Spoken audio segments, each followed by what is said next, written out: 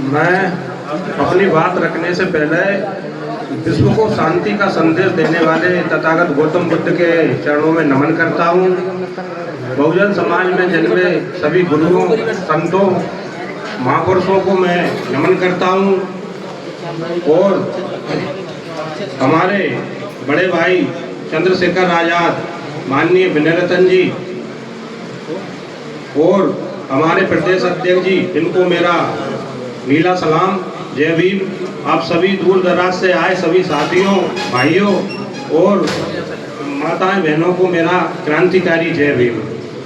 साथियों, आज देखा जाए तो दिल्ली में जो हमारे हालात है, इस देश के हालात है, शायद ऐसा समय आपने भी और हमने भी हमारी इस उम्र तक कभी नहीं देखा था।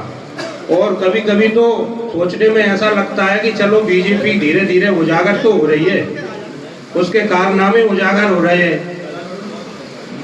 और उसके कारनामे देखिए आप, उसने किस कदर देश के आने वाले भविष्य के साथ खिलवाड़ किया है। और ऐसे कई घोटाले हैं इन सरकारों के। अब आप देखिए, अगर इस देश में ऐसी सरकारें चलती रही तो आने वाला समय हमारे लिए बहुत घातक होगा। इसके लिए साथियों, कई जगह हमसे पूछा गया है कि भाई आप भीम आर्मी में काम करते हो, आजाद समाज पार्टी में काम करते हो, तो क्या कांग्रेस कम थी और बीजेपी कम थी क्या, और ये तीसरा विकल्प क्यों?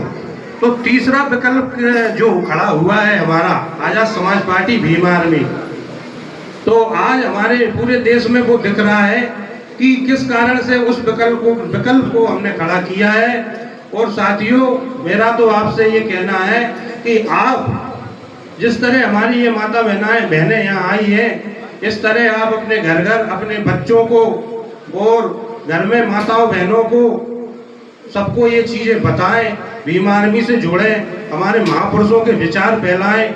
जब भी हम कहीं जाएं या कोई आंदोलन होता है या कोई हमारी सभाएं होती है, तो वहाँ से अधिकतर हम कहीं नीले गमछे, कहीं झंडे, कहीं कुछ खरीद के ले जाते हैं। साथियों, मेरा आपसे ये कहना है कि अब तो हमारे दिल्ली में एक समेत प्रकाशन करके हमारी दुकान है, बहुत बढ़िया प्रकाशन है, उस पर बहुत छोटी छोटी पतली उनने हमारे महापुरुषों की, हमारे इस देश के इतिहास की किताबें बना दी है। तो मेरा आपसे निवेदन है कि आप जब भी ऐसी सभाओं में, हमारे बड़े भाई के प्रोग्रामों में कहीं भी जाएं तो वो पुस्तकें जरूर ले जाएं, जिससे हमारे घर में महिलाएं और बच्चे उनको पढ़ सकें और हमारे महापुरुषों के विषय में वो जान सके। आज हमारे देश की विडंबना देखिए कि इस देश में सभी ग्रंथों को, धार्मिक ग्रंथों को बहुत जोर शोर से माना जाता है। एक 15 साल, 20 साल या 12 साल के बच्ची से पूछ लिया जाए कि रामायण का किरदार बताइए, तो वो रामायण का पूरा किरदार बता देगा।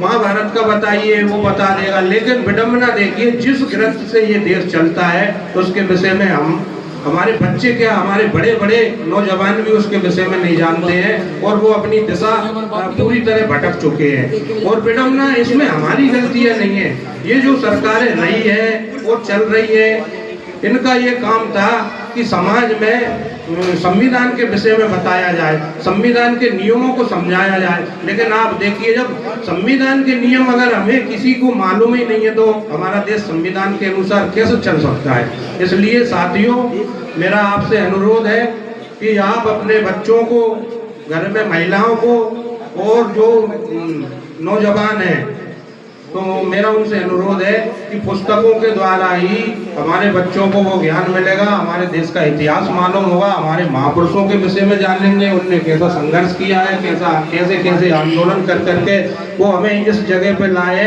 और अब उस चीज को हमारे बड़े भाई चंद्रशेखर आजाद जी ने संभाला है, तो हमारे लिए ये गर्व की बात है साथियों। और ऐसे मेरी नज़र में चंद्रशेखर भाई एक महापुरुष है और ऐसे महापुरुष सदियों में पैदा होते हैं, कभी कभी पैदा होते हैं, बड़ी मुश्किल से ये आते हैं और समाज की रक्षा करते हैं और समाज के लिए लड़ते हैं। तो मैं आप सबसे अनुरोध करता हूँ, जितना हो सके चंद्रशेखर भाई को, भीम आर्मी आजाद समाज पार्टी को सपोर्ट करिए। आने वाला हमारा वही भविष्य है और वही हमारा विकल्प है। जय भीम, नमो बुद्धाय।